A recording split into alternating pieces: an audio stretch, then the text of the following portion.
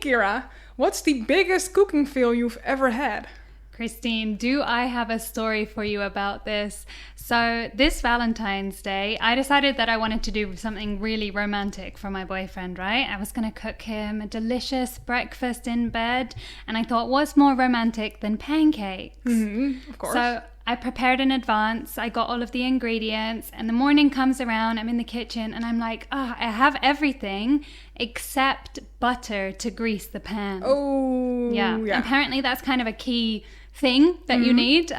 This is my first foray into cooking, really, so I wasn't familiar with that. But anyway, I had a look in my fridge for like an alternative, and I found margarine, and I was like, that works too. well, it's basically butter. So anyway, pop it in the pan, turn on the heat. Christine, 10 seconds later, the entire pan is just like up in flames. No. It just burst into flames.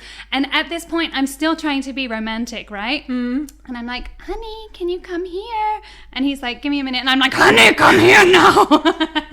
And then my boyfriend comes in like, what the hell is going on? We put out the fire. Yeah, I kind of missed out a bit of the romance there. But after that, like my heart was definitely pumping, which I guess is kind of what you want on Valentine's Day. Yeah, but you did actually create like a candlelit dinner, just a very big... a very big candle, yeah.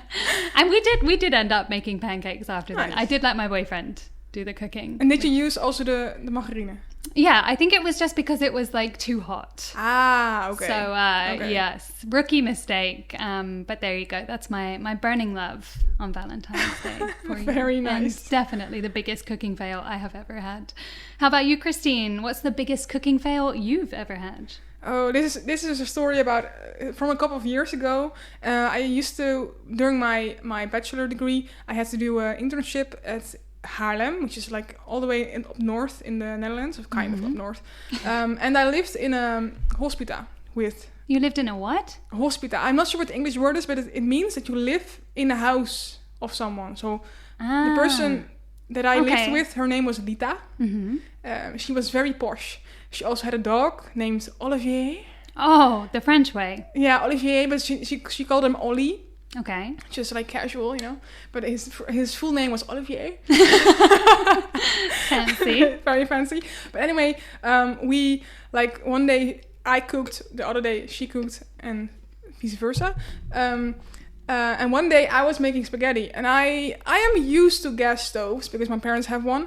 Nowadays I just have like an electric one. But I use wooden spoons. Oh. And what I often do is I put the spoon on the stove, like not in the flame, but like next to it. Okay. Well, you can already kind of like guess where this is going, because at one point I accidentally lit the wooden spoon on fire. Okay. Why do both of our stories involve fire? I know, but it was really bad because I was like, it was her stuff. Oh, no. And I felt really bad, but I just like quickly put it out, and then she was like, oh, what a weird smell here. And I was like, oh, I don't know, I have no idea what's going on, you know, nothing's going on here. I didn't put your spoon on fire, but that's not even not the worst part. But so I put a spoon on fire, and it was like all black. Okay. And then afterwards we would wash the dishes together, and then eventually she was like, hey, what happened to this spoon? And I was like, oh, I have no idea. Should have just said Olivier did it. Yeah, I was like, the dog, no. Yes, I'm smoking, no. But I felt really bad that I lit her wooden spoon on fire. Did you get her another one, or this was just a secret between you and me and all our listeners? Yeah. Okay. I never told her. I was like, that wasn't me. I have no idea what you're talking about. What's her email address, Christine? No. I don't even remember, to be honest. It was a while back. But, yeah. Well, lucky for us, today I don't think involves any fire, touch wood, without the flame. But today we're talking about making a dozen unwanted lasagnas, telling your friends that their boyfriend hit on you, and the quest for the perfect table. Season 1, Episode 12 of Friends. 1, 2, 3, 4.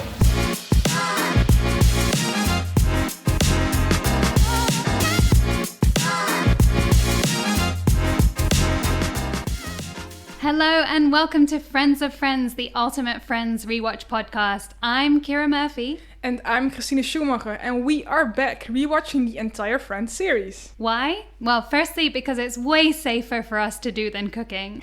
And secondly, because we want to watch it with you. So each week we'll be rewatching an episode of Friends, talking about it, sharing behind the scenes content, and discussing anything and everything about the show that shaped an entire generation. So before we get into it, Christine, if your week was an episode of Friends, what would it be called? Probably the one with the kermis. I'm gonna need a translation. The fair. I think that's a fair. Oh, like a carnival. Yeah, kind of. With like rides and games and snacks, like lots of food. Ooh. Like fatty food, like it's great, but it's not healthy. But of course, the fair. What did you call it? Carnival? The carnival is back in town, and of course I visited it with my colleagues, and it was a lot of fun. Like, we only went for like an hour, and we did a bunch of games with like shooting, and of course what I always do is like a tradition for me.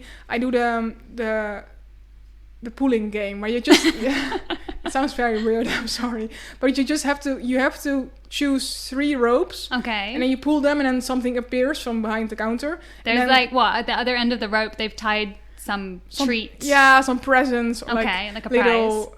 Yeah, like a prize. And that depends on like, I guess like how the bigger your thing on the other side of the rope is, the bigger the prize you can get.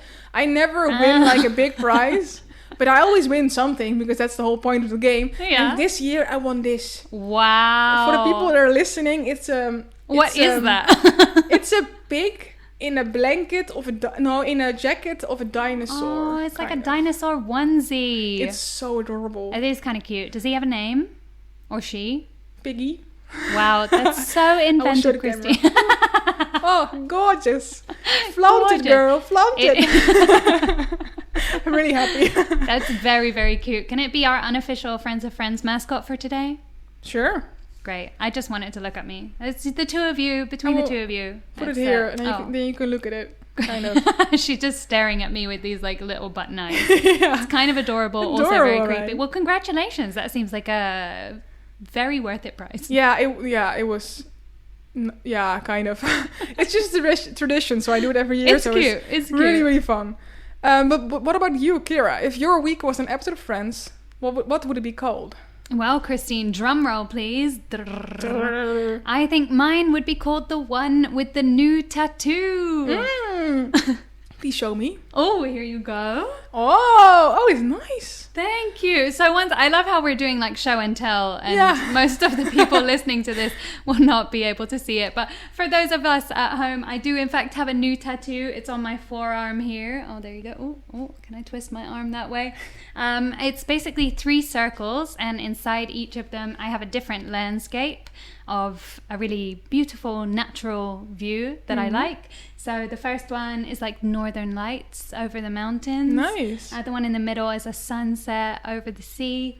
And the last one is a city at like twilight or at nighttime. Pretty. Have you seen all these things? Like also, I have indeed. Well, yeah. The northern light is also like a special thing. Have you seen it? Yes, That's so yes. cool. Not quite as vibrant as the one that I got on my arm, but I'll take it. Nice. But I got this last week and I am so happy with it. It's a tattoo that I've been wanting for years now, but I needed to find like the right place to get it done and also figure out the design that I wanted in my head. So last year I saw a friend of mine had this really beautiful fine line tattoo of like a T-Rex skull. And I was like, whoever did that, I want to do my tattoo. So I got in touch with her and we worked together to create this design. And then last week I went to get it done. It was such a great experience. She must have used like 20 different colors. It's super vibrant. Wow. It took 5.5 hours. Holy moly, that's expected. It was a little bit painful, but I'm really happy with the outcome. So yes, my tattoo artist was called Francesca, and I will drop a note in our episode description because I love this tattoo and I totally recommend it. But Christine, the story gets even better. Okay. So we're finished with the tattoo. I'm so incredibly ecstatic with the work that she's done. I I pay a very, very reasonable fee, and I'm like, well, can I give you a tip, to thank you for putting this masterpiece on my arm? And she's like, no. And I'm like, please, let me just a little something. And she's like, no. And eventually she's like, okay, if you really want, there's like a piggy bank on my desk in the shape of a chihuahua. You can put something in there. So I go over and I put the money in. And then she hands me this flyer and tells me that everything that goes into that piggy bank, Christine, is donated to a charity for dogs in wheelchairs. Oh, that is so sweet. I cried so hard. I can imagine. If there's one thing you need to know about me, is that I love dogs, and like the thing that breaks my heart the most is them in pain. Yeah. So when I found out that not only like the tip that I was giving this amazing woman who'd been super nice to me and put in all this effort was gonna go to help dogs in wheelchairs, I didn't cry for those 5 hours of getting the tattoo done, but finding out that I was helping dogs in wheelchairs, oh my gosh. So yeah, it was a fantastic experience all around. So yeah, I will drop the links for Francesca and also for the charity in our episode description. Yes, love it. Yeah, so cute. I'm so happy that I was able to have that. So yeah, Very that wholesome. was my week. Nice. So, Ciara, are you ready for this episode? Are you not in pain from your tattoo anymore? No, I'm all healed now, and I am ready to go. Okay, cool. Let's do it. This week we'll be discussing Season 1, Episode 12, the one with the Dozen Lasagnas. Originally aired on January 12th, 1995, this episode was written by Jeff Astros, Mike Sikowitz, Adam Chase, and Ira Ungerleider, and directed by Paul Lazarus. In addition to our regular cast, we have Cosimo Fusco as Paolo, Jessica Hecht as Susan Bunch, Cynthia Mann as Jasmine, and Jane Sibbett as Carol Willick. Christine, I'm going to hit you with our first Friends fact of the episode. Let's go. Bring it. Sorry, I was going to say let's go and bring it. So I was going to say let's bring it. You can say that. Oh, okay, let's bring it. So this episode does have the word dozen or 12 in its title, and is also the series' 12th ever episode. Not only that, but it was first aired on January 12th. Nice. 12. That's insane. Oh, something is clicking in my head, and I will tell you later. Oh. But really interesting. Cool. Love it. So, and this episode is ranked, not 12 out of 10, unfortunately, but this episode is ranked as 8 out of 10 on IMDb, so the same as last week. That would have been really funny if it was 12 out of 10. Unfortunately, yeah, no. Actually, our highest ever rated episode is still episode 7, my favorite, but I have hope that we're going to reach that again some point soon. But, hopefully. Anyway, we'll see how we get on with today's episode. So, Christine, can you give us a brief overview of today's episode? Of course. So in this episode, Rachel and Paolo's relationship hits a snag when he makes a pass at Phoebe. Ross he refuses to find out the sex of his baby until it's born.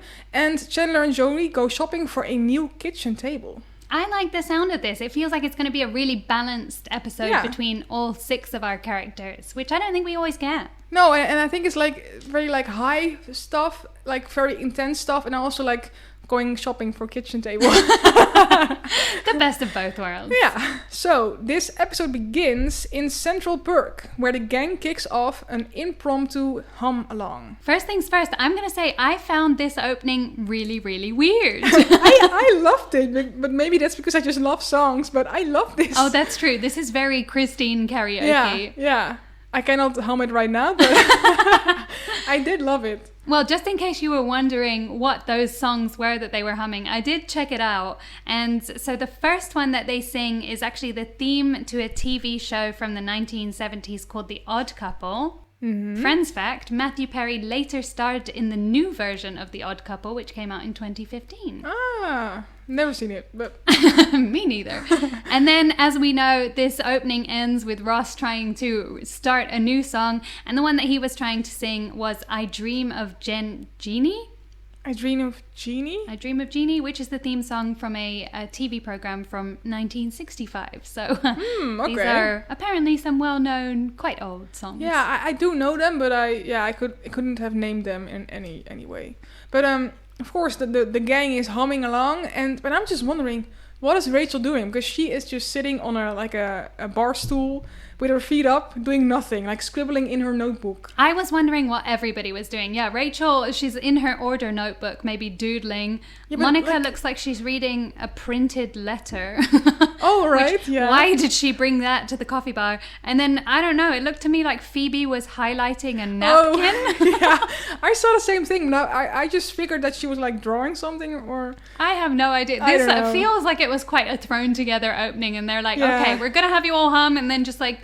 Do stuff. Do something. Do and stuff, just like, I'm going to highlight a pink... It was pink, right? I think it was a pink napkin looking thing. Yeah. Very random. But I mean, I found it weird. You found it fun. I could tell that the actors were also having a good time. Like, I think I caught Courtney Cox trying not to laugh in here. And then I wonder whether you saw in the background that Rachel's colleague, who I wish we knew more about, she gives them this really pointed, weird look. Yeah. I liked that a lot. And I really would like to see more interaction between our main characters and their colleagues, because in one of the first episodes we had Monica and one of her colleagues in the kitchen, and now we have this lady who's always there, also my main man Gunther. And I want to know more. Yeah, but that's also something I see, that they just don't respond to the gang. Like, they're doing a very random humming like song, and then no one even looks up. Like, the waitress gives them a weird look, but no one else is like, what the hell are they doing? I think that just tells us that they're just weird all the time. Yeah, all the time. They're used to it. They're like, oh, these guys again. It's like when Christine goes back to the kermis, you know, they're just like, oh, here she comes, off to pull some ropes. Oh, you're so mean. That was supposed to be cute. Oh no. I was like, I'm the weirdo, you know, that every city has like a weird person that's roaming around. That's me. No further comments. Moving swiftly on to Monica's apartment, where Monica is trying to figure out what to do with the 12 lasagnas she cooked for her vegetarian aunt. Meanwhile, Ross is brushing up on baby books in preparation for the arrival of his and Carol's child. Cute. And there's one thing I immediately saw, and I guess that's just a thing from like back in the day, but the phone Monica's calling Aunt Sylvia on, is the antenna is so big. Ooh. Like, I guess that's normal for that time, but like you could poke someone's eye out with that thing. It was like really, it was almost like bigger than the phone itself. Do you remember the first phone you ever had? Yeah, it was a very, oh my god, what's the brand called? Nokia. No. Samsung. No, it was... LG. Motorola. It was not LG, but the other one. It looks like... It was like called the brand and then like Firefly. Ooh. Wow. A very weird name for a phone. But what was your first phone? Oh my gosh. So I will preface this by saying that I really don't think my parents wanted me to have a phone. But like by this point, all of the other kids in my class had a phone, and they were like, oh, well, I guess in case of an emergency, she should probably have some way to contact us. So I think they got it from a family friend, and I really wish that I knew what this phone was called so you could look it up. But I'm going to... the screen was this tiny rectangle, like the ones that you would see on an old calculator, right? Really, really small. So you could only fit one line of text or like one phone number in there. It's really small. It had this really flimsy flip thing with a button on the side that would open up the keypad. And this was in the era when like the first emojis were being sent between phones. So all my friends were sending each other's like, oh, here's a football, here's a smiley face. My friend sent one of these emojis from her slightly better phone to this piece of crap that I had, and my phone broke. So no. It was destroyed by a football emoji. Holy moly, that's insane. Yeah, I think I still have it. It's like, it's antique. I'm sure I could get not very much money for it, but I love it. I think it's really cool. It looks like a toy, essentially. Yeah, I remember that my dad used to have one that's like sideways, and then you could flip the screen up, and then underneath the screen it would be the keyboard. I really wanted one of them. All of the guys in like 90210 and Gossip Girl. Yeah, exactly. That one was cool. I think a so sidekick cool. is what they were called. If that's but that one's like, I think that one like flipped the screen as well, and this one's just like shoved up. Still pretty cool. Yeah. Good job, Christine's dad. Yeah, he was a pretty cool guy. Well, he is. Sorry, he's still alive. That is very good to know. Sorry, Dad. Christine's dad, we're sorry. Well, I didn't notice the phone, but I did have a little look around the room because I know maybe on some of these episodes I'm slacking on the eagle eye, and that was not about to happen today. Mm-hmm. I saw a weird little ceramic head in Monica's cupboard. You mean the mug? It's a mug of a mummy. I've mentioned it before. Is it? That's... Yeah. I need to investigate. I think that you know. I wish it's I'd been like, more specific with weird little ceramic head because now on the left. I feel like I would know if it was a mummy. Anyway, Nah. I'll check it out. And then I also saw like a smiley sun somewhere. Oh, in the living room. Yeah. Yeah. It's a candle holder, I think. You put the candle on top, like the sun, and then. You're clearly watching this on a bigger screen than I am because on my laptop I'm like, what is that? No, I just think I've seen that one before. Okay. It looks very familiar to me. It. But no, I think like in real life, I mean. My eagle eye. Yeah. Oh, you've seen it in real life? I think so. I like thrift stores and stuff. So Christine, we got to turn this studio into the Friends set. I will be on the lookout for like Friends stuff. Perfect. Hopefully, maybe. Well, question for you. Of course, this whole scene is about, and the whole episode, the title is the one with the dozen lasagnas. Why does Aunt Sil need a dozen lasagnas? I had the same exact question because what okay, she's gonna do like a dinner party, but why with a dozen lasagnas? Yeah, that's what I was thinking. Like, why do you want like 12 of the same thing? It's a lot of people, I guess. She's having a party for 100. But then only do lasagna. That's only stupid. Lasagna. It's a lasagna themed party. Or maybe she has like kids and she is bringing them to school. It's With like a potluck. 12 lasagnas. Yeah, that's maybe. I feel like you're reaching here, Christine. I don't know, but I've been thinking about this question, like why does she need a dozen lasagnas? I have The no question idea. that will, along with the lobster, we'll never know the answer to this. We'll never really. But yeah, know. come on. I did feel sorry for Monica that she had baked a dozen lasagnas and then they're not needed. I have to say though, I'm not sure I approve of her sentiment that like, oh, the meat's only every third layer. Yeah. Maybe you could scrape it off. It doesn't work that way. No, No, as a vegetarian myself, I don't think I would be very happy with no, that. no. I understand. I totally understand. Actually, I was in Italy recently and I ordered, I was so excited for it, Christine. I ordered this tortellini with like this beautiful Parmesan sauce. I took one bite and then spat it out because I realized that it had pork on the inside. Tortellinis so are like sad. the cushions. Yeah. Yeah. Like Oh, a really that's small cushion. That's really Yeah. that's a shame. Tell me So you gave it about to it. your boyfriend and then He'll eat anything I give him, so. Oh, that's nice at least. But- Especially burning pancakes. Yeah, of course. But that's a shame. But there's like one final thing I want to say about this scene is that I found Joey so hilarious. Like, this is your baby. I thought it was so Hi, cute. Daddy. No, it was creepy. How come Mommy lives with that other lady? How come Mommy? Yeah. And how come you don't live with Mommy? How come Mommy lives with the other lady? What's a lesbian? I thought it was cute. Okay, we have definitely very different distinctions of cute and creepy. I've discovered that. Yeah, just because the like the hand movement. Like Yeah, the that was weird- a little bit weird. I don't know. Like giving anything like a mouth is just weird. Well, that was to indicate like the size of the baby, right? Yeah. But I just find it crazy how babies grow. My friend, when she was pregnant, she was using this app that would show you the size of the baby in terms of like, I think it was like a fruit, an animal, and some kind of sweet treat. So she'd be like, oh, today my baby's the size of a lemon meringue pie. It's like, okay. That's weird. I mean, like a good way to visualize it. And maybe... Yeah. But yeah, once it gets to the size of a watermelon, that's when I would definitely start freaking out and being like, I have to get that out of there. No. So shortly after, Rachel and Paolo arrive, getting ready for their upcoming trip to Poconos, and they are going way over the top on their PDA. I have to say, I have now reached the point where I do think, and maybe I've even said this before, that Rachel and Paolo are vile. I know, I cannot stand them together. Like Poconos. Ugh. I hate him. I'm gonna spoil it right away. I am glad that this is the last episode, or like kind of the last episode with Paolo. Ooh, because Yes. you said last time did you say you thought he was worse than Marcel the monkey? Yeah. Oh. No, wait. What did I say? I think it was that. Maybe it was it. That was it, because they're both bad. Okay. Let's just say that. I just don't like them. Marcel and Paolo, no. Well, I was thinking that maybe, I love to put in a guest star for my modern version of Friends. I don't think I actually came up with one for Paolo. Yeah, I was thinking Pedro Pascal.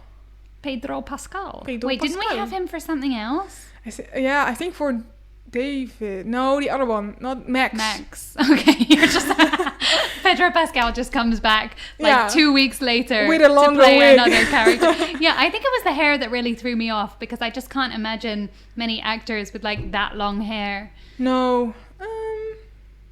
No, I can't think of anyone. Well, maybe our listeners have some ideas. So if you guys have any suggestions for who you would have as our modern version of Paolo, please do help me and Christine out, because we are clearly running low on ideas. You can let us know on Instagram at FOFPodOfficial or through our email, which is FOFPodofficial@gmail.com.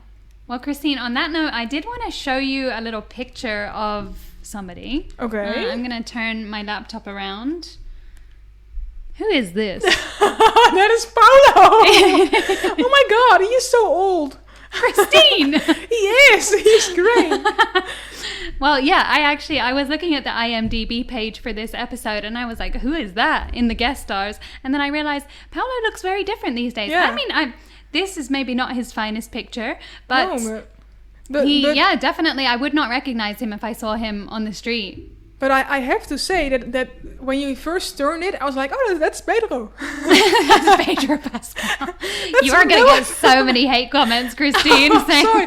No, but it was just the first look at him. I didn't get a good look yet, but I was like the same facial vibe. Vibe, they're both men of a certain age with dark hair and a beard. Yeah, that's pretty much it. Sorry. I dug you out. Well, I really enjoyed one of the lines about Rachel and Paolo that Ross says in this scene. And he's like, wasn't this supposed to be just a fling? Shouldn't it be flung by now? Excellent. Some good. And then also when he's like, oh, what am I supposed to do about these two? Call immigration? I could call immigration. I loved that. Don't do that, Ross. That's not nice. But it was a good sentiment. Mm-hmm. And I really liked the continuation here, because then we see Rachel and then Ross, and then it's like Rachel says, when I'm with him, I'm just totally, and then Ross says nauseous. Physically nauseous, and I really love that continuation. Really, I think that's really funny. The switch between cameras. Very cleverly done. Christine, have you ever not liked one of your friends' partners? Not well. I love it when you start a sentence with well, because I know the juicy gossip is about to come. It's not like that I hate them, but I do think there are people that are better than them. Okay. They're just not my type of person. Yeah. I guess that's my answer. What's your answer? That exactly the same. Yeah? Oh, okay. Yeah, really. I'm like, I think they wouldn't be my best fit for you, but you do you. Yeah. Everyone's entitled to make their own mistakes. But I did recently discover that my friends really didn't like my ex. Well, there's a reason he's your ex. Yeah, so. Definitely true. And then, of course, there's one final thing I want to say about this scene. And that's, I never noticed it before, but where did Paolo disappear to? The whole rest of the scene. Because he comes in, they have the annoying Poconos part, and then he's gone. He just goes and hides in the closet. I think he's in the bathroom or something, but for quite a long time. He walks in the door, they do this weird PDA, and then he's like, excuse me, I have to go relieve myself for the next. Or conveniently. I don't know, or in Rachel's room, but you don't see him anywhere after that. Yeah, so. I didn't even think about that. That's a good shout. Paolo, where have you been? Where you at, bro? Where are you, Pedro Pascal? Well, anyway, we continue on as Ross heads over to Carol's to drop off one of the many lasagnas and has to fight himself not to find out the sex of the baby, which Carol found out earlier that day. Mm-hmm. First things first, maybe I've said this before as well, I really like Carol and Susan's apartment. No. What? I'm sorry, but I like it. It's bright. It's colorful. It's got a lot of life. What's not to like? I do like the decorations and stuff, and it's very cutesy and like angels and weird statues. But let's not mention that. But like she has painted yellow bricks. Okay. And I just don't like that. I like wow, smooth someone walls. called the Wizard of Oz. I know, that's what I was thinking exactly. Like the yellow bricks road. Mm-hmm. Yellow brick street. No, but that was the vibe that it gave me, and I just didn't like it. Aww. But I do like the rest. I just don't like the wall. Okay. The rest is good. The wall, not. So once they renovate, you'll be all about it. Yeah, just like plaster the wall. Is that the right word? I think so. Plaster, like put the white stuff on there. And from someone who knows nothing about cooking and nothing about renovation, yes. Okay, then it's totally. plaster the wall and I'm good. You're good. Yeah. Well, I am not good with Ross's lying about that lasagna. With these, Monica and Ross, they just have no respect for vegetarians. I will tell you that. When Susan's like, oh, is it vegetarian? Because, Carol is like, is it vegetarian? Because Susan is vegetarian. Mm-hmm. And Ross is like, I think so. No, you don't, Ross. No, that was like a really like toxic move from him. And I think you said before like you don't really like Ross, and not as much as I dislike Chandler. So he's still one higher. Oh, okay. No, but I slowly. Oh well, he's going downhill fast. I start disliking him as well because he's just so mean. Don't worry, you've got 9.5 seasons to like him again. Maybe. I'm not sure if that's gonna happen, but we're gonna try. Well, we got another funny moment in this scene as well when they're talking about the baby, I think. Mm-hmm. And Carol's like, don't you want to know about the sex? And Ross is like, the sex? I'm having enough trouble with the image of you and Susan together when you throw in Tanya. No. Yeah, no, I thought that was clever wordplay. I think the writers were on fire today with all these little lines. Yeah, of course, because you can also say like the gender of the baby, but of course with the sex of the baby you can do so many things. It's funny. Technically they are different. Sex is the correct one in this sense, and it makes for a funnier line. So yeah, true. I will allow that. I could also tell that the audience were enjoying this because I think this was the first time in all 12 episodes that I was kind of aware that there was a live studio audience there because you could really hear them, and I felt like maybe the laughter was going on quite a long time. And I was wondering how the actors kind of coped with that. You have to wait for the audience to stop laughing before you can move on. It must be quite difficult to keep the flow. I agree, because I have no idea how they do that. I always thought that they have like signs like laugh, applaud. That's what I have no idea how it works. I don't know. It's too bad because there's not a lot of shows nowadays which are filmed in front of a live studio audience. So. No, I think But if there were, we should definitely get free tickets. Yeah. IKEA, sponsor us, please. Yeah, I want Swedish meatballs. Swedish meatballs. Please. But then, of course, Susan arrives home and fun friends fact. Too many F's there. Friends fact, this is the first time that Susan's occupation as a photographer is hinted at. Because she comes home carrying a portfolio. Oh, I didn't even notice that. Eagle eye moment for you. That's what I'm here for. But yeah, cool. But and then of course Susan comes in, and then Ross gets going, and then he's like super sweet for like Carol, like he kisses her and then kisses her bump, and then he kind of like fist bumps Susan. Like, bye, Susan. We're really not very good at getting a Susan and Carol. It's because I think they have really generic names, right? Like Carol and Susan. One needs to be called like, I can't think of anything. It's like Ciara and Christine. That's just too. Yeah, they're too similar. And also with my synesthesia, like Carol is light yellow and Susan is also like light blue, so they're like very similar.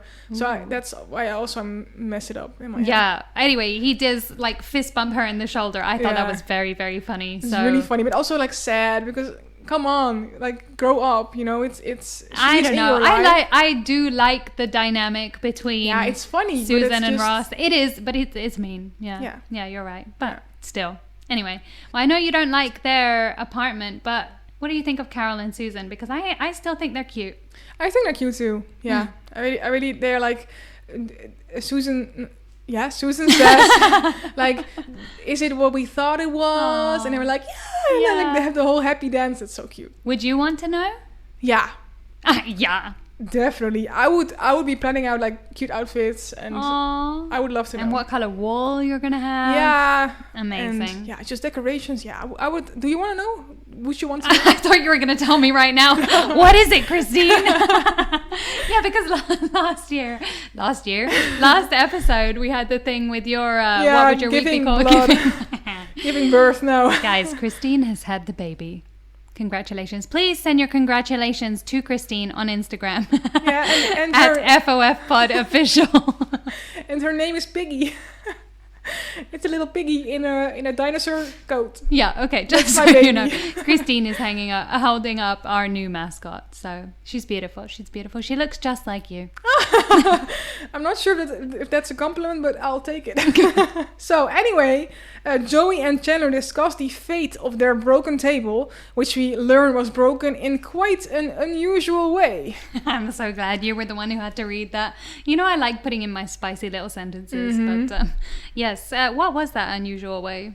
A little breakfast adventure with what's her name? I think it was like Angelica or something. Yeah, Angelica right? something. Didn't we just have Angela?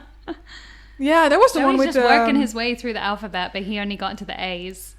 Ooh, he has a long way to go, but I'm sure he's up to it. But yeah. Yeah, I like how they kind of told us, but they didn't tell us as well. And Chandler's like, let's just say the impressions you made in the butter left little to the imagination. I was like, oh. No, but I was like, how even does that happen? I don't know. Oh, wait, now I'm thinking about it. It's going to be way worse. Think about the lasagna, Christine, and how horrible it looked. Did it look horrible? It looked disgusting when they were eating it. Like, it would just, it didn't even look like lasagna. I couldn't see layers. I could just see, like, mush. Oh, yeah. It was like, it did more look like just a pasta dish. Did it? It looked like they dropped a lasagna on the floor and then were eating it. Well, what we see later on, that doesn't stop them. If food falls on the floor, it doesn't stop Joey. Oh, you're talking about way later on. Way later. What did I miss in this episode? No, like way later, but it doesn't stop them. Okay. But so maybe it happened, but I don't know. But another thing I noticed, you noticed the lasagna, sorry, and I noticed the door, because the door frame again says number 4 instead of 19. Yeah, I noticed that later in the episode. You were right. So here, our theory that they mixed up all the episodes and aired them in a different order is confirmed. We are back at apartments 4 and 5 instead of 19 and 20. Sneaky writers and producers. You didn't think we'd notice, but that's what me and Christine are here for. Yeah.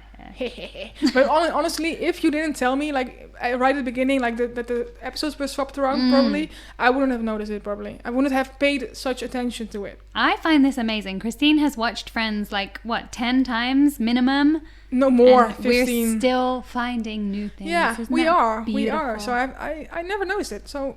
Yeah, good job to you. Oh, thank you. And one last thing I want to say is, I really think the guy's apartment is so cute. I think every time. Here we go with a cute apartment. Carol and Susan's has a yellow wall, so you hate it, but the guys. But the guys are just it's a very male apartment. Mm-hmm. That's definitely true. Like very beige. Okay. And brown. But I just think it really looks like lived in. Like also with the bench press and just all the things on the walls and the whole cabinet next to the door with all the food stuff. I think that's... Well, I'm wondering whether either I just didn't notice it before or it's new in this episode, but that iconic picture of the guy with the bandage on his head. I think this was the first time I'd noticed it because... Where is it located? On the back wall, I think where the TV I've should seen be or it something. before. It was there before? I think so, because last time we spoke about some of the other artwork that we saw in Joey and Chandler's apartment, and we didn't even mention that. I meant to look up what that one was, so that's my homework for next week, is to figure out what is that picture of the two guys and one has like a bandage on his head or something. So, well, our episode continues with Paolo visiting Phoebe for what she thinks is a regular massage, but Paolo has other ideas. Ooh la la. No. No. I wrote down 2 things. First thing is in all capital, Paolo is evil. Oh no. I really this scene just gave me the shivers, ugh, please no. He's disgusting. And poor Phoebe as well. The whole thing when he touches her ass, that's sexual assault. Yeah, it is. Yeah. It's not like sexual assault. It is. Yeah. Yeah. It's really, Yeah. We already knew that, but like... Ugh. Apparently you're not the only one, because I also, of course, had many thoughts about Paolo in this scene. Firstly, that like he was very ready to get naked to be on that massage table. But it turns out that Cosimo Fusco, who played Paolo, was actually uncomfortable with this scene. He later said that he had a problem with how it portrayed me as if guys from Italy are like that. What they wanted me to do was quite disrespectful. Yeah. So I really appreciate that he actually spoke out about the fact that he didn't like that they put this whole story in and it reflected poorly on not only his character and him maybe as an actor, but also on this stereotype of like Italian stallions and things like that. So I was really happy to read that. Yeah, that's good, because of course there's also the thing like actors get really hated because of the roles, and I think this is also plays like a big part in maybe his career. I don't know if it has, but it does affect my vision of him. Like even as a person in real life, I'm like, oh. Yeah, him and Pedro Pascal, right? No, Pedro Pascal has a good spot in my heart. Pedro Pascal is safe. Yeah. Well, we learned earlier maybe about a hint into Susan's occupation, and this is actually, friends fact, the first episode to show Phoebe's occupation as a masseuse. I really liked the beginning of this scene before it got ruined by Paolo and his wandering hands. But I liked the interaction that Phoebe had with her assistant and how she was like, oh, here comes your 3 o'clock. I don't mean to sound unprofessional, but yum. She's really funny, but she looks so familiar. She is! Wait, you don't know? No. Friends fact. Okay, another one, please. So, the lady who tells Phoebe about her massage appointments is the same woman in the very first episode. So she appears in the one where Monica gets a roommate as a waitress who offers Rachel a coffee. So maybe that's where you know her from. Now it clicks in my head. Yeah. That's her. Yeah. I don't know if she's been in other things, but I found that fact. So. Cool. So back at Central Perk, Phoebe tells everyone except Rachel that Paolo made a pass at her. As such, they all, especially Ross, convince her that telling Rachel is the right thing to do. It is. But I agree. Definitely. I agree that it's the right thing to do. But again, I don't really like Ross here because he's like very like, you gotta tell her it's a feminist issue. Like really like only thinking about himself and he does that a lot. Yeah, and not even acknowledging like the horrible situation that Phoebe just experienced. Oh, true. Yeah, he's number one thinking about himself and number two thinking about Rachel. Yeah, Phoebe. And I think that's sad because it's a horrible thing that happens to you like when you're sexually assaulted. It's like awful. And then he's like, ugh. But I mean, playing devil's advocate, this is a comedy and they have to present it in that way. Also, there is a line here which I admit I found a bit funny when they were talking about the experience and Phoebe's like, Boy Scouts could have camped under there. I was like... that took me so long to understand what was meant there. So like, Boy Scouts? Like, what?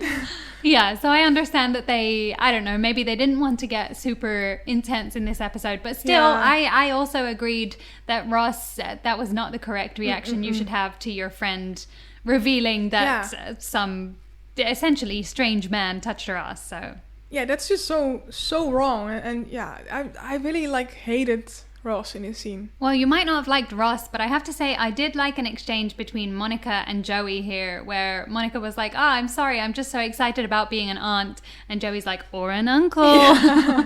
Joey. Typically Joey. Oh my god, cute. Oh, and then I also really like, of course, Phoebe begins with like, Paolo made a pass at me, and then the guys are like, Joey and Chandler are just on their way to the store, and then Joey says like, "Oh, the store will be open tomorrow."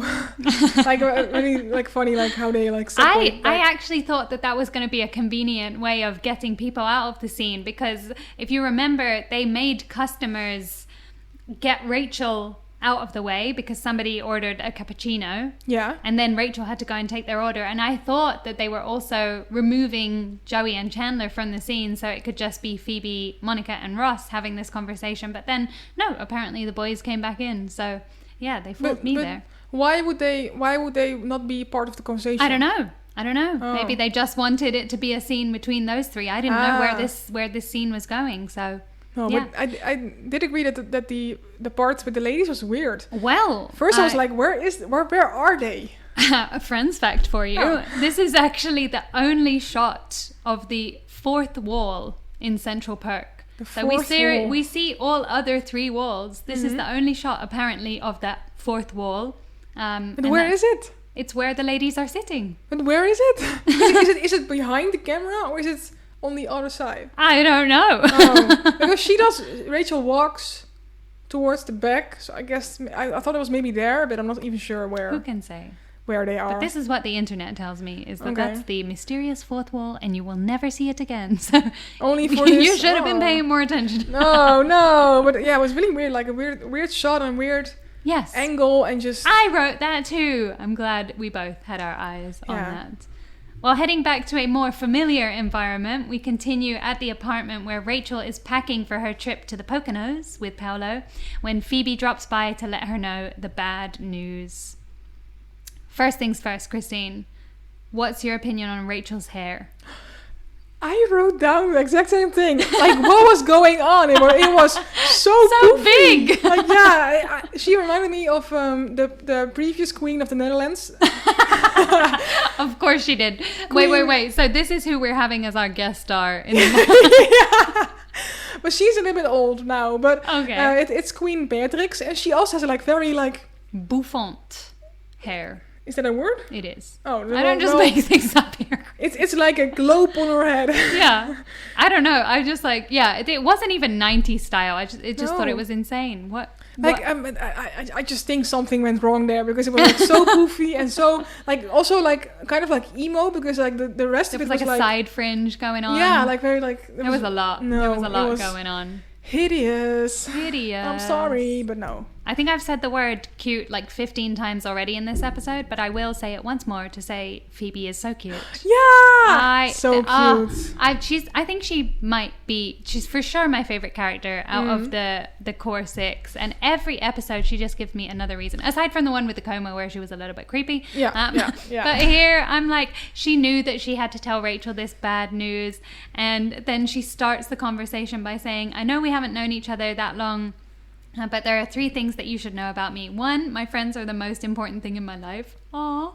2, I never lie. Aww. Yeah. And 3, I make the best oatmeal raisin cookies in the world. And she brought them. Yeah, I think that's so cute. It's That like was very so sweet. empathetic. Yes, exactly. And I'm like, okay, you sold me as your friend. You know, I'm just like, yes, I will be your friend. Yeah. Especially like, as you know, I can easily be bought with sweet treats, but she's just, even without the treats, I'm like, Phoebe, you're just so sweet. Yeah, and she brings it so well. Like, of course, she doesn't know Rachel for that long, and then she gives her a reason to Trust her. Yeah, to trust her. Yeah. Like, And she even brought milk. Yeah. Crazy. In her Mary Poppins bag. She really is like a bag filled with random stuff. It makes sense for Phoebe. Yeah, though, it does make completely. sense for Phoebe. Yeah. Important question, favorite type of cookie? It's difficult that was because I am hesitation not there. much of a cookie person. I'm more of a salt person. I like crisps. Just straight up salt. She just just downs like a bottle of salt. No. I just this like crisps and stuff. Okay. But like cookies, I guess like the classic one, like chocolate chip. What's yours? Ooh, I did not prep this question in advance. Well, first things first, it needs to be like a soft cookie, like a really like ooey gooey one, preferably warm, straight out the oven. Nice. I mean, you can't go wrong with like a warm chocolate chip cookie or like a double chocolate chip cookie, to be honest with you. I could also go for something with salted caramel. There you go, salt. I just love salt too. Yeah. Have you ever tried those cookies that are like very big, like very like bulgy? I know the ones you're talking about, and I don't think so. Oh, those are so good. You should try them. Do they count as a cookie though? That's like an entire cake inside a cookie. Kind of, because often inside is like chocolate or whatever, and you put them in the oven, and again it gets warm, and then you can try it. It's really good. Wait, I buy them where? Tell me. There is a place here in the city center. Okay. I will bring them. Christine, stop fattening me up. I will. This Saturday I will bring them for you. Aww. So I will She's cut that out. so sweet. See, look, you're my favorite friend, Christine. You are the Phoebe to my... I don't want to be any of the others. You're the Phoebe to my... weirdness. No. Great, thanks. Sorry. Well, anyway, I want to pay no more compliments for Christine. I will give a compliment to the writers because I liked also that they just, I don't know. Clearly they were all about physical acting today because they said in the first opening scene, you guys just do whatever you want. Right, read, however. And then in this one, Rachel with the kitchen paper. Yeah. So she's so angry, she just goes to the kitchen and she just grabs the whole roll and then like pulls it out and takes it around the room with her. I was like, that's really clever to place this scene in its physical environment and think, okay, she's just had some bad news. What's she going to do with the things that are around her? Yeah, but I really like that. Yeah, but there is a continuation error there because you see like the paper that's pulled all over the floor and then she's sitting down and suddenly the paper is back on the roll. And then in the next part, it's over the floor again. So maybe Paolo, who was hiding on the floor since the very beginning of this episode. And then just pulled it back. And then pull it out again. Yes. Doesn't make sense. That seems like something Paolo would do. Maybe. No, I don't think so. But that is something I always notice about this scene is that like the continuation error with the paper. Well, one thing that this scene really made me notice is that it's in these past 12 episodes, it has, and correct me if I'm wrong, but it's only been the women who have had like all these failed relationships or like bad men, right? Yeah, Joey has Angela, but... Yeah, but that's her name, right? No, it's Aurora. No, Aurora. From Chandler. I did say, correct me if I'm wrong. You're right. But I felt like the women are definitely faring worse in the relationship department. But you are right. Chandler did have a difficult breakup with Aurora. Yeah, and Ross didn't have any. No. And then just and the Joey guys just had Chandler Angela. But then there was also that was the same episode Monica had relationship issues as well. With who? I don't know. Bob. Bob? Angela's date. Oh. There was definitely someone else in that episode. Anyway, thank you for reminding me about Aurora. Okay. But still, I want to see the men suffer more. I will say that. I'm sure we will see them suffer in the future. Great. So to get back to the episode, Joey and Chandler head off table shopping. Unable to agree on which furniture to get, they end up with a foosball table, which Monica absolutely smashes them at. Yes, go Monica. Well, this is actually the combination of two scenes that I put together. So it's the one where they go chair shopping and then the one where they've actually ended up with the final furniture. But to begin with the first scene, I'm going to be honest, I really like number one, why were they buying chairs when they needed a table? Yeah, they already had chairs. They already had chairs. And then the only thing they talk about in that scene is chairs. And I'm like, guys, you're here for a table. No wonder you're struggling. Like, we don't need chairs. We need a table. So that was the first thing I thought. And then out of the two chairs that they were looking at, I did like the one with the birds. They should have gone with the one with the birds. Not that they need it. No. But the ladybugs were creepy and the birds were kind of cute. The birds were cute. And I think they would have been a great addition to the guys' apartment. Yeah. Very 90s. But I also like the patio furniture. Patio furniture, Patio furniture. That's what you wanted them to buy. No, but I just really loved the quote that Joey says, like, what does it say? So what? As if people are gonna come in and think, uh-oh, I'm outside again. I really love that quote. It's really funny. I think Joey could do that. He would walk in the door and be like, I thought I just walked in the house. Yeah, he could be like that, to be honest. Joey behavior. But I'm kind of glad they ended up with the football table. I think it is a good idea. They can eat at the kitchen counter. Yeah, and now they can play games. That's fun. Yeah, they have like a little bar section there, so it's perfect for that. What if we replace this studio table with a football table? It will make too much noise. Oh, that's true. I think. So you will hear like clunk, clunk, clunk, ball rolling, all the stuff. I think it would add an extra element to this podcast that we definitely need. I'm not sure. Okay, Christy needs some convincing. And of course, we discover Chandler's previous roommate, Kip, which is such a weird name. Is it not a Dutch name? It sounds Dutch. No, because Kip in Dutch is chicken. Well, so that proves my point. I'm chicken. That's weird. Nice to meet you, chicken. I'm going to change your name in all of my notes to chicken. No! The first two letters are already right. It's fine. No? Christine and chicken? Oh, I was thinking Kip. I was like, what are you talking about? Wow, Christine's mind totally blown there. Well, you mentioned in the previous scene about continuity errors. Did you notice the continuity error in the one with the table football? No. The clown had moved. Oh, because it first was on the right on the little table, and then it was on the ball. Wow, you are good at this. Yeah, I did notice that it moved, but I didn't realize that it was a continuation error. Well, I don't know. This was actually in 2 separate scenes, so there is a possibility that they may have moved it. But I'm like, why? Why would you move the clown head? But it moved throughout the episode. Maybe it is haunted. Ooh, it's a haunt, but by the spirit of Kip. Yeah, who knows? Who knows? But if we're talking about heads, did you see the knight helmet? Yes, I did. That was really because cool. That's what took the place of the clown head. Yeah. So I was like, it's a weird decor thing to have. They have a lot of weird decor, and we will keep noticing it in every episode. But I think it was pretty cool. It was like way too small for it to fit any of their heads, but it was cute, I think. Well, you've inspired me now, Christine. I want to know if any of our listeners have some weird decor that they would like to share with us. So send us your photos. We would love to see them and talk about them on our pod. Maybe they have a backstory. Maybe you too have a knight helmet head in your house. If you do, or if you have anything you'd like to share with us, send it to us on Instagram at FOFPodOfficial or through our email, which is FOFPodOfficial@gmail.com. We continue across the hall where Rachel is in the process of breaking up with Paolo. He leaves, bye Paolo, and Ross heads out to talk to Rachel, only for her to say that she's swearing off of men for the time being. Good timing.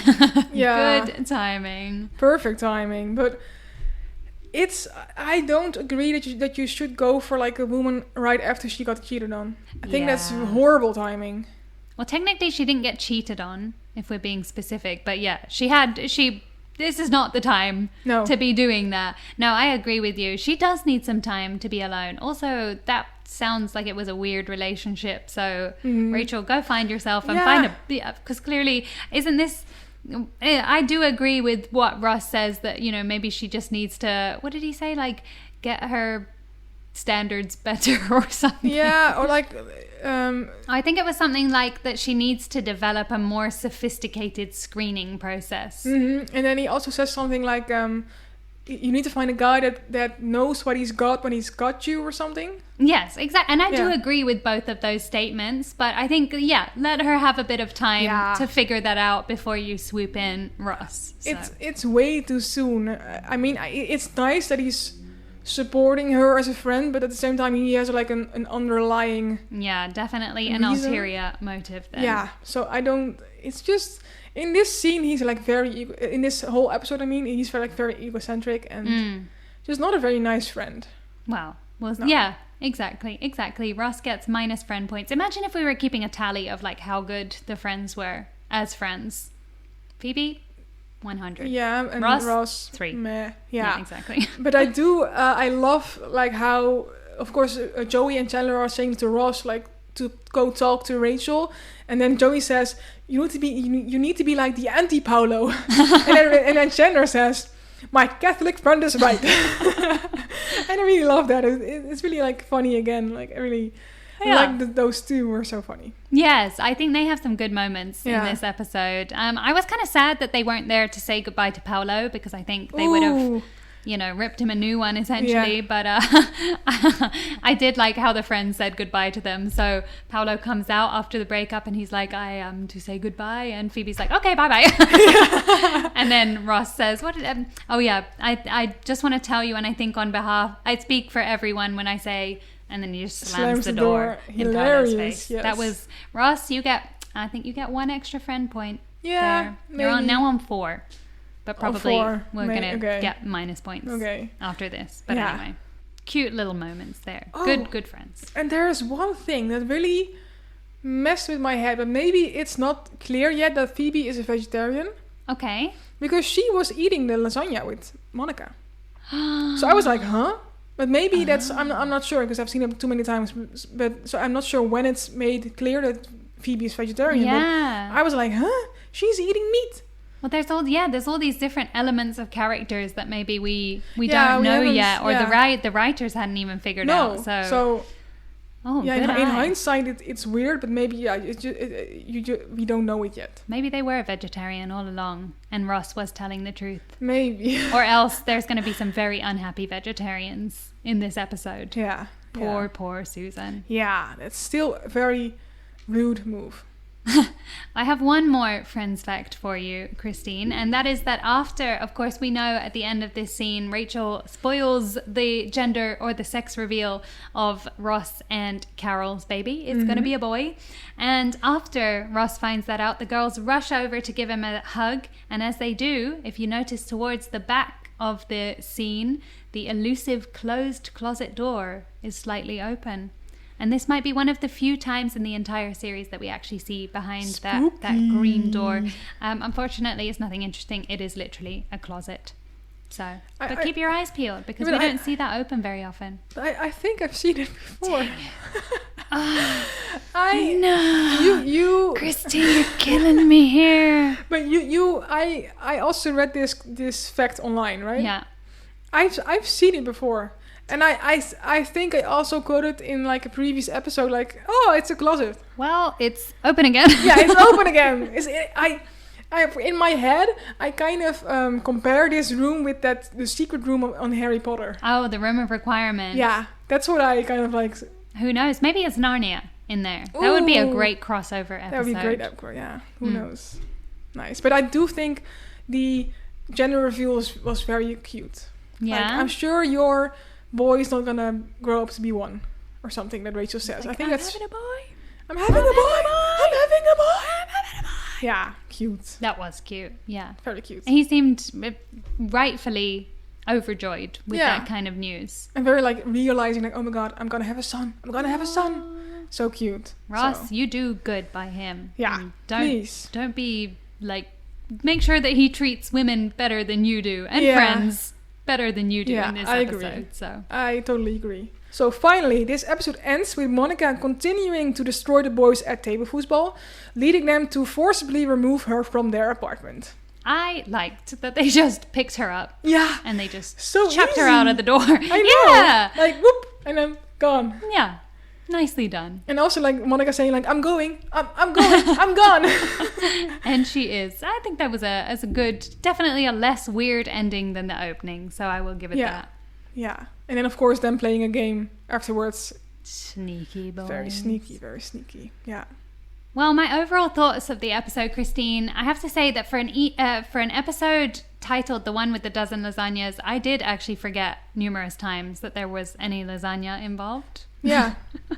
That was not the overall theme. No, it definitely wasn't. But I think they do that a lot. Like the one with the East German laundry detergent was in it for like there's like 5 one seconds. Part. Yeah.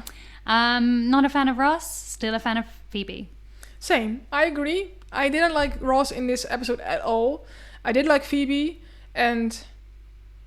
No, yeah, poor Phoebe and poor Rachel. So that's definitely what I took away from this. Oh, that sounds like a sad ending. No, it is, because, it is quite sad. It's quite a heavy episode, kind of.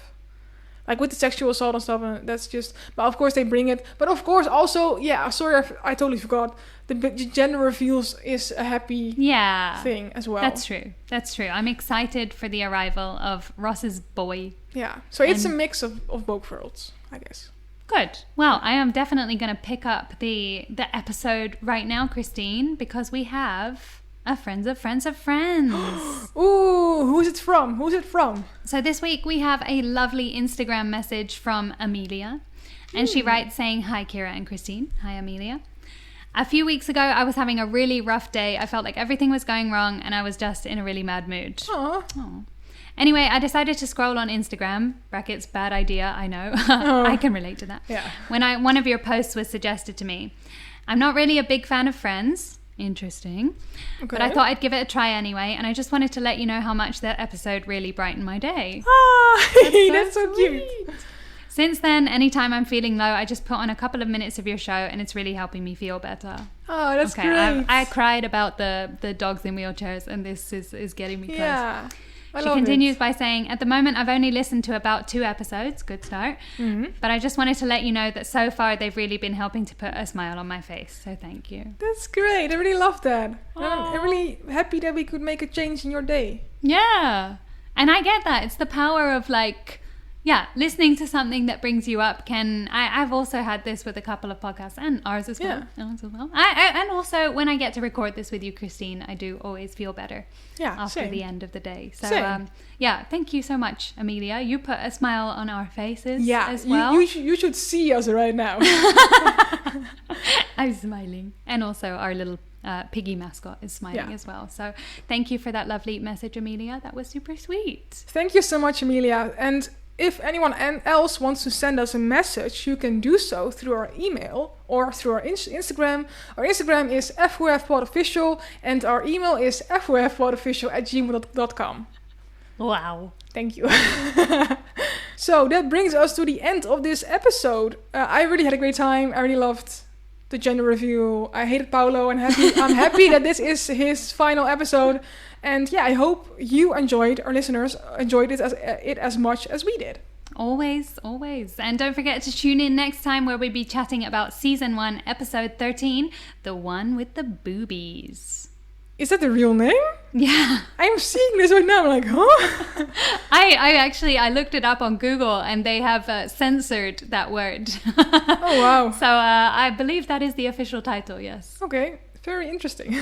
Well, I'm looking forward to that episode. And if you are as well, don't forget to follow or subscribe wherever you're listening. And of course, leave us a rating or review. It really, really helps others like the beautiful Amelia to find our show. Yes, we always really love reading your reviews, your messages, your anything. If you want to send us a picture of your dog in a wheelchair. Oh my no. I'll cry. Okay, don't do that to me. Just regular dog pictures. That's all good. We would love to receive them and we'll discuss them on the show. Yes, any dog pictures, any pictures, anything you want to send. We always love reading your messages. So do get in touch. So thank you so much for tuning in today and we will catch you in the next episode. Until then, take care and I'll just say bye, Paolo.